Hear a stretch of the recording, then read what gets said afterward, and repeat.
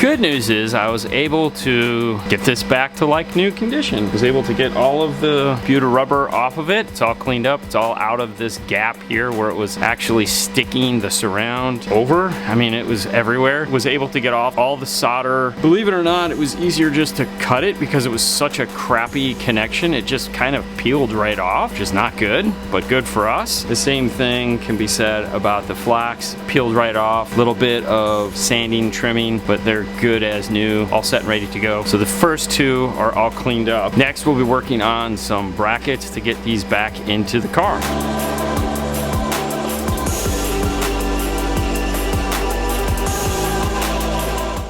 We're gonna start with the rear speakers first. It just seems like it's easier.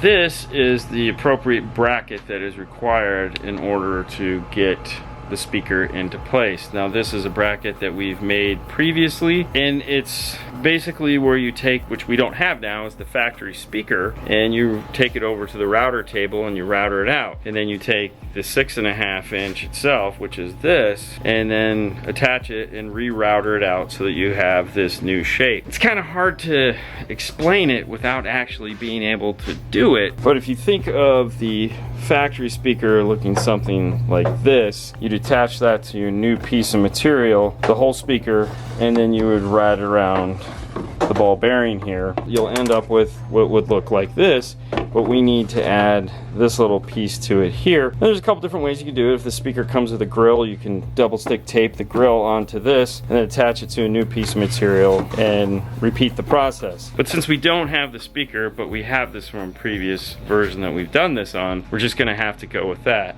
And that's why if you're doing this, it's always nice to make a template so that if something like this comes in, you can figure it out. Now this guy is 3/16 of an inch thick, so a little less than a quarter, which is perfect for going into this. However, the one thing that is part of the reason why they did such a crappy job is the basket of the speaker is bigger than the hole because it's a 5x7. That means it's 5x7. This is a 6.5, which means it's a 6.5. So we have to cut the door panel. If you place this guy on to line it up, you'll see that blue area there and that blue area there. That needs to be removed so that the speaker will go in. Now we've test fit it and we know it's nowhere near this. It's actually sitting about a 1/2 inch off from that. The reason why we want to remove that and get it tucked in there is because the way that that sits, that's a perfectly flat grill, and if we don't move the speaker and we try to move it out, the speaker's gonna hit that. Fernando's marked it up on the other side. He's gonna be using an air saw and he'll just buzz out those two little areas. Take a look and see what that looks like. I screwed the speaker together so we could test fit it. Now on the bracket we have foam here, we have foam on the back side of the speaker, and I've only put 2 of the screws in because this bracket actually has to be screwed in before. And as you can see here, just trimmed a little area there and there. And now the speaker will go in and sit flush.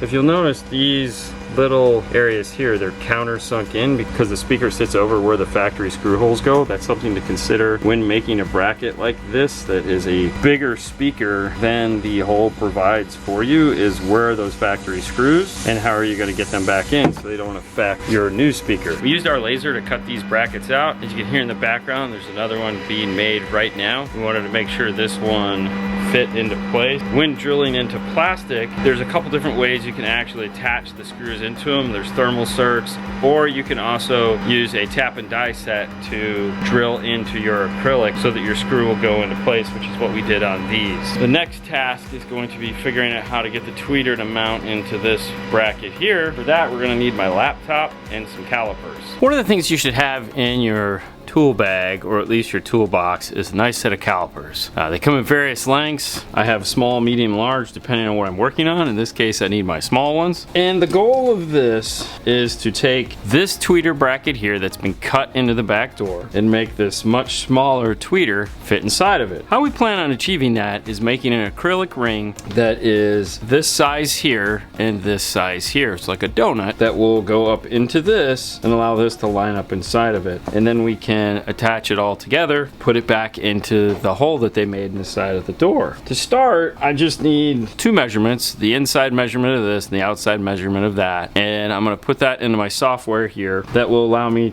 to then export that out to my laser. I'm gonna create a circle. Doesn't have to be the right size yet. Calipers in hand. Measure across using the back side of the calipers. That looks like 184. Make sure I have the joined measurement. 1.84.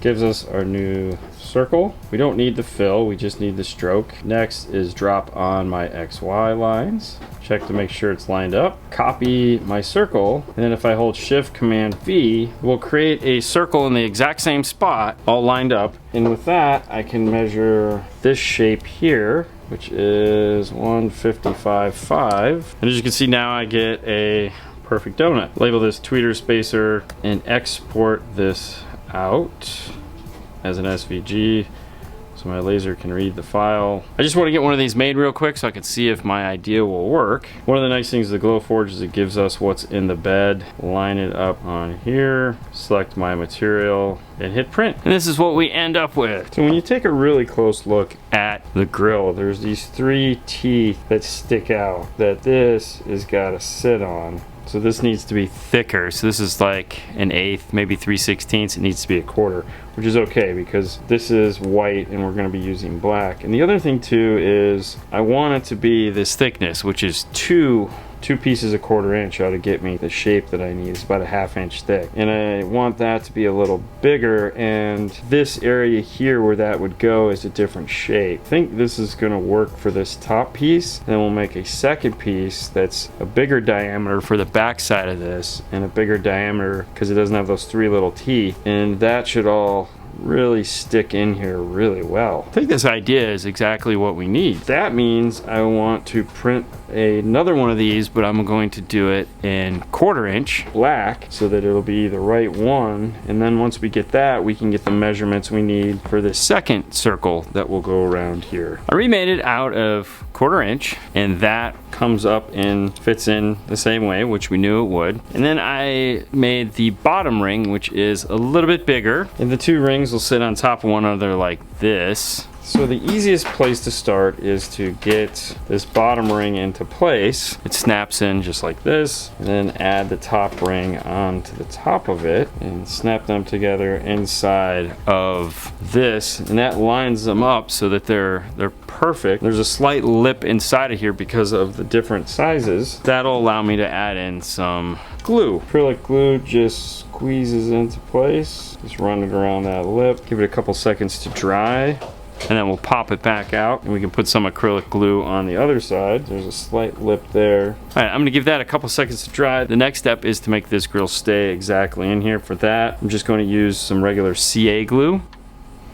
I like to use a little zip tie to help kind of steer it around. CA glue requires an activator. Once I've given them a little bit of time to dry, I can add my spacer in.